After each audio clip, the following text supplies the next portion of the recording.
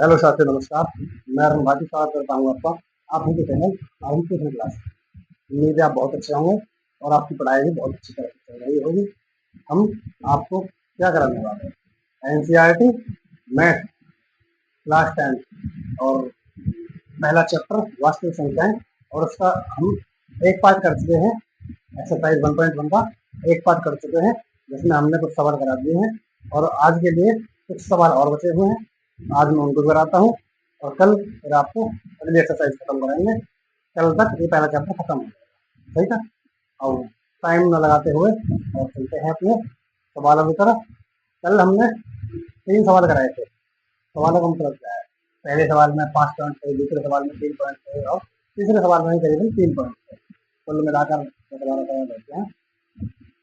तो हमने वो आपको कराए थे।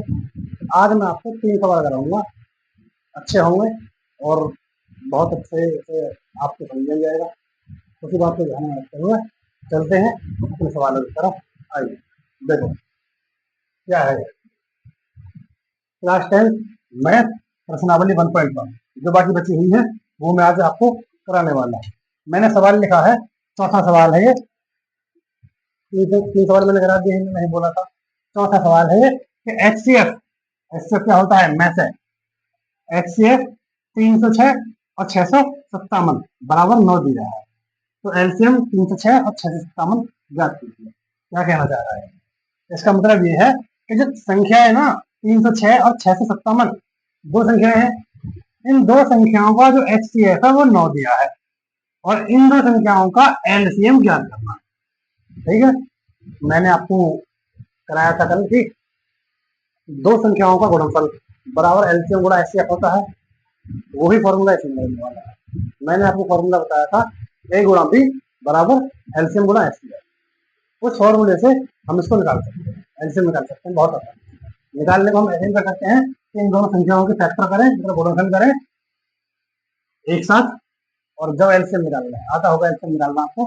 पर लेकिन ये जब दिया है एचसीएफ बराबर 9 दिया है, ये इसीलिए दिया है कि नहीं आपको निकालना वैसे नहीं है, आपको फॉर्मूला का यूज करके निकालना है।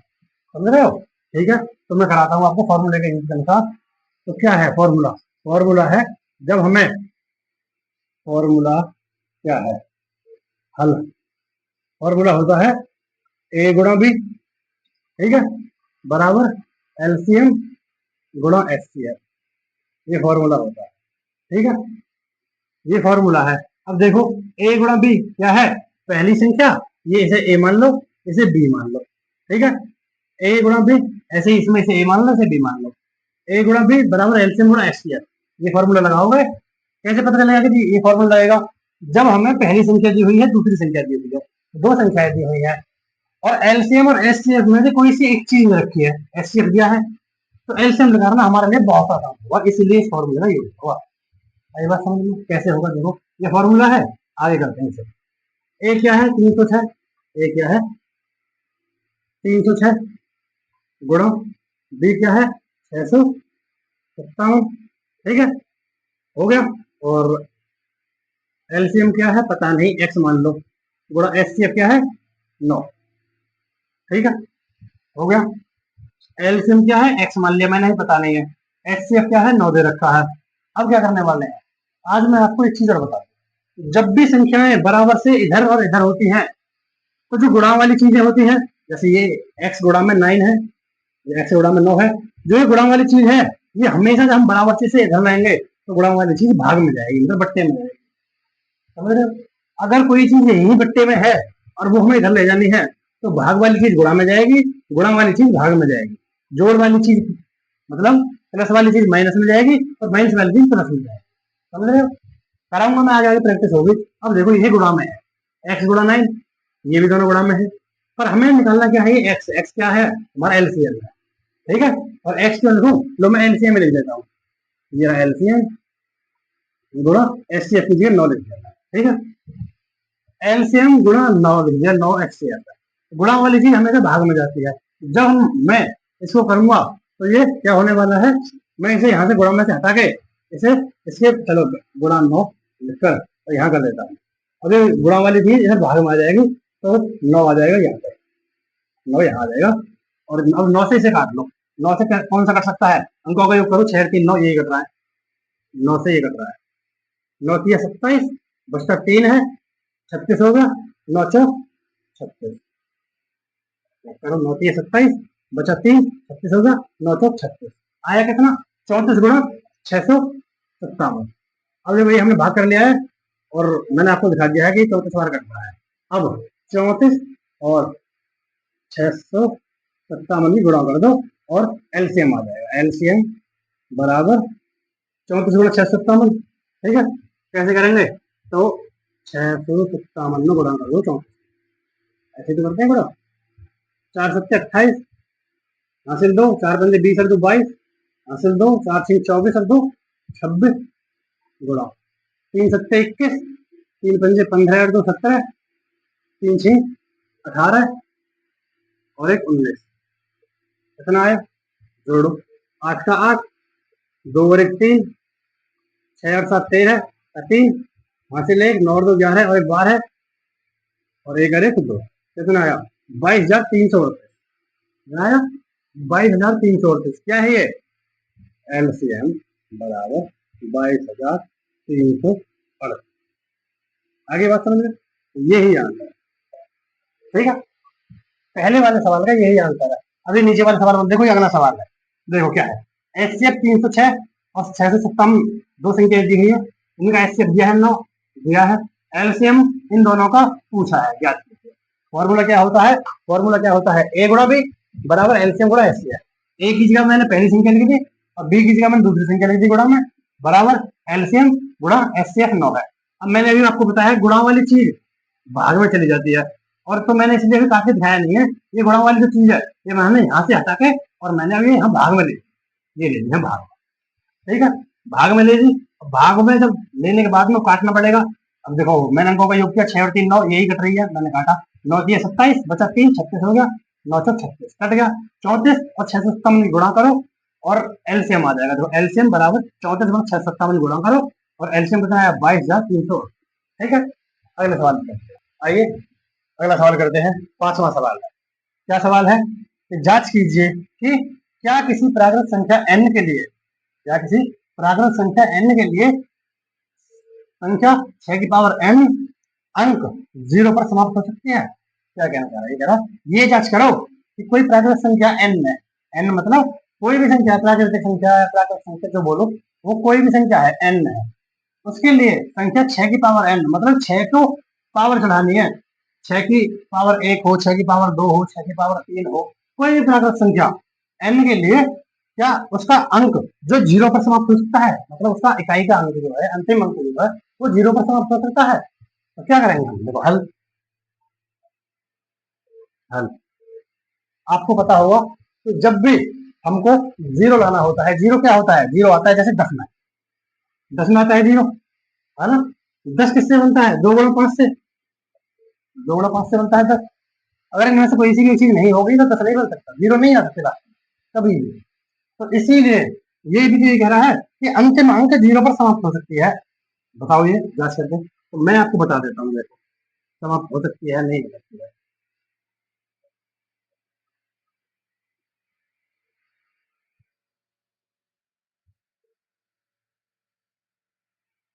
अब क्या है हल?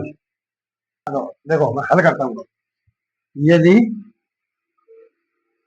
कोई संख्या, कोई संख्या 0 पर समाप्त होना चाहती है,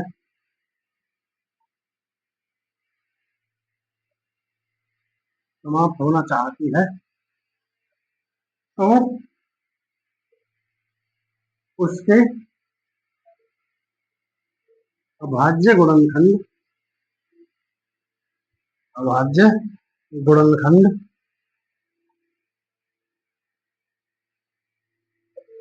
अभाज्य गुणनखंड में कम से कम, कम से कम एक बार, कम से कम एक बार 2 × 5 आना जरूरी है। समझ रहे बात? मैंने अभी कहा था, ऊपर लिखा था कि 10 कब आएगी, 10 कब आएगी जब उसमें 2 × 5 एक बार जरूर आएगा। वही बात मैंने यहाँ लिखी है। यदि कोई संख्या 0 पर समाप्त होना चाहती है, ये कह रहा था ना, क्या वो 0 पर समाप्त हो सकती है, तो मैंने वो लिखा है, यदि कोई संख्या 0 पर समाप्त होना चाहती है तो उसके अभाज्य गुणनखंड में कम से कम एक बार 2 × 5 आना जरूरी है। 2 × 5 आना जरूरी है। और यहाँ देखो, यहाँ क्या दिया हुआ है, 6। 6 के गुणनखंड क्या होते हैं, या तो 6 × 1 होता है, या फिर 2 × 6 होता है, 2 × 3 होता है, यही होते हैं ना। अब 2 × 3 जब आ गया है तो मैं नीचे नहीं ऊपर बता देता हूँ आपको, ऊपर का,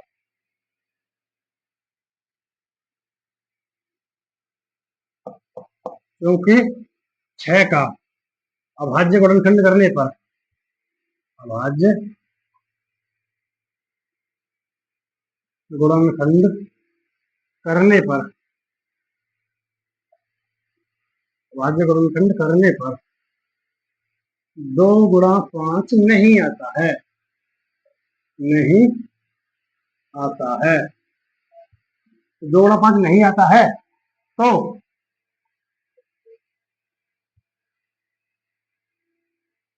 6 की पावर n कभी भी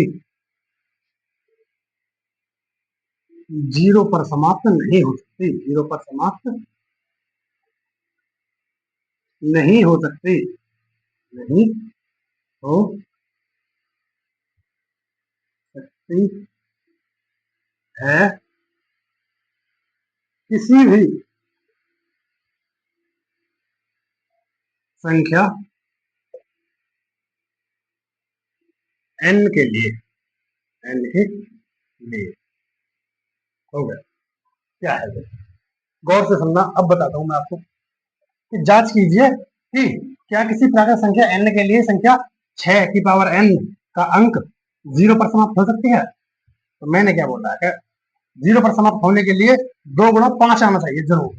2 × 5 जब आएगा जब भी 10 बनेगा। तो मैंने क्या लिखा है, यदि कोई संख्या 0 पर समाप्त होना चाहती है तो उसके अभाज्य गुणनखंड में कम से कम एक बार 2 × 5 आना जरूरी है। ठीक है। और यहाँ 6 बराबर 2 × 3, इसका अभाज्य गुणनखंड क्या 2 × 3 आ रहा है, जबकि 2 × 5 आना चाहिए। जिस भी संख्या के अंत में 0 आप लेना चाहते हैं, आना आना चाहते हैं, बुलाना चाहते हैं, उसमें 0 बुलाने के लिए 2 × 5 का गुणनखंड जरूर बनना पड़ेगा। तो ये हो गया। अब 6 का अभाज्य गुणनखंड करने पर, इसके बाद तो 6 का अभाज्य गुणनखंड करने पर 2 × 5 नहीं आता है, क्योंकि 2 × 3 आता है, 2 × 5 नहीं आता है। तो 6 की पावर n कभी भी 0 पर समाप्त नहीं हो सकती है किसी भी संख्या n के लिए। अगर हम पावर को बोला था ना कि 6 की पावर n, n की जगह हम 1 2 3 4 कितना भी रख लें, कभी भी ये 0 पर समाप्त नहीं हो सकती है। इसलिए हम कह सकते हैं कि अगर 2 × 5 आएगा, किसी भी अभाज्य गुणनखंड में 2 × 5 आएगा तो वो संख्या 0 पर समाप्त हो सकती है, अन्यथा 2 × 5 नहीं आया है तो कभी 0 पर समाप्त नहीं होगी। ठीक है, आगे होगी बात समझ में। चलते हैं अगले सवाल पर, आइए करते हैं अगला सवाल। छठा, क्या है सवाल, व्याख्या कीजिए कि 7 × 11 × 13 + 13 और 7 × 6 × 5 × 4 × 3 × 2 × 1 + 5 भाज्य संख्या क्यों है। ये जो संख्या दे रखी है या फिर ये दे रखी है, ये दोनों संख्याएं भाज्य संख्या हैं, पर क्यों है वो ही चीज बतानी है। अब मैंने आपको बताया था भाज्य संख्या क्या होती है, मैंने बताया था अभाज्य, आपको अभाज्य क्या होती है, अभाज्य वो संख्या है जो या तो एक से कटे या अपने आप से कटे, उन्हें हम क्या बोलते हैं, अभाज्य संख्या। और ये क्या है, ये क्या है, भाज्य संख्या। भाज्य संख्या क्या होती है, मैंने बताया था, एक से कटे और खुद से कटे और कम से कम किसी एक संख्या से और कटे, मतलब 3 संख्या से कटनी चाहिए, वो 3 संख्या से कटनी चाहिए, जब जाकर वो भाज्य संख्या मानी जाएगी। 3 से ऊपर 4 5 6 इतनी संख्या से कटो, उससे कोई फर्क नहीं पड़ता, पर कम से कम 3 संख्याओं से कटनी चाहिए, जब वो संख्या भाज्य संख्या मानी जाती है। तो करते हैं सवाल, हल करते हैं। हल पहले देखो, ये संख्या है, पहले इसको कर लेते हैं। 7 × 11 × 13 + 13। ठीक है, इसमें ये बताओ एक सी चीज क्या है, कॉमन क्या है। कॉमन माने होता है भाग देना, पर लेकिन एक कॉमन माने होता है कि सिमिलर या फिर एक जैसी चीज क्या है। इसमें एक जैसी चीज क्या है, 13 है, तो इसमें हम 13 कॉमन ले सकते हैं। कॉमन का मतलब होता है भाग। तो देखो कैसे कॉमन लेता हूँ मैं, 13 कॉमन ले दिया मैंने, बाहर कर दिया, 7 भी ऐसे ही आ जाएगा, बोला 11 भी ऐसे ही आ जाएगा। और जब 13 का भाग 13 में दूंगा तो मैं 1 आएगा, प्लस 13 का भाग 13 में दूंगा तो 1 आएगा। ठीक है, आ गया। अब देखो गुणा करो, पहले बोर्ड मास में पहले गुणा पहले करते हैं, 11 सत्ते 77, और 77 एकम 77, 77 ही आएगा 77, +1 +1, और 13 आगे दे रखा है, ठीक है जी, गुणा करो, मैं जोड़ दो पहले से, 78 78, और जब ब्रैकेट से बाहर जहां बीच में कुछ कोई चिन्ह नहीं होता वहां गुणा होता है, गुणा 13, 13 गुणा 78 होगा, गुणा करो, 13 अट्ठे 104, हासिल लगे 10, 13 सत्ते 91, 91 और 10 101, 101, तो ये कितना हो गया, 1014 हो गया, हो गया 1014, 1014 को गुणनखंड करो, इसके गुणनखंड करो, करो 1014 गुणनखंड करो, 1014, 4 आ रहा, 2 से कटेगा, 2 पंजे 10, ना जाने की 0, 2 सत्ते 14, 2 का भाग दिया मैंने 10 में, 2 पंजे 10, फिर 1 में देना पड़ेगा, 1 में नहीं जाएगा, फिर 4 पाल लेंगे 14 हो जाएगा, 2 सत्ते 14, कट गया। अब ये किससे कटेगा, 2 से तो कटेगा नहीं। अब देखो 3 से कटेगा क्या, 3 से क्या कैसे चेक करते हैं, अंकों का योग 7 और 5 बार है, हम कटेगा 3 से, यदि 3 से काटो, 3 एकम 3, बचा 2, 20 हो गया, 3 6 18, बचा 2, 27 हो गया, 3 9 27, ये क्या है, ये देखो मैं तुम बता देता हूँ, ये 13 का वर्ग है। आपको वर्ग याद करने होंगे, 30 तक वर्ग और 15 तक घन, ये 13 का वर्ग है, देखो 13 से काटूंगा मैं इसे, 13 से 13 एकम 13, और बचा 3, 39 होगा, 13 3 39, 13 3 39, कट गया 13 बार। अब फिर 13 से काटू, फिर एक बार कटेगा। अब ये किसकी संख्या से कटा है, ये देखो ये किसकी संख्या से कटा है, 2 से कटा है, मैं यहाँ लिख दूं बराबर, 2 से कटता है, 13 से कटता है, और फिर दोबारा 13 से कटता है, और 3 से कटता है, 13 से कटता है, फिर 13 से, और 1 से भी कटता है, 1 से तो कटा ही है ना, इसलिए तो ये कट गया। तो हम इसे क्या बोलेंगे, जब ये ऐसे कट गया है तो क्या बोलेंगे, किसी भी संख्या को भाज्य होने के लिए, किसी भी संख्या को, यहां लिख देता हूं, देखो मैं किसी भी संख्या को, किसी भी संख्या को भाज्य होने के लिए, भाज्य होने के लिए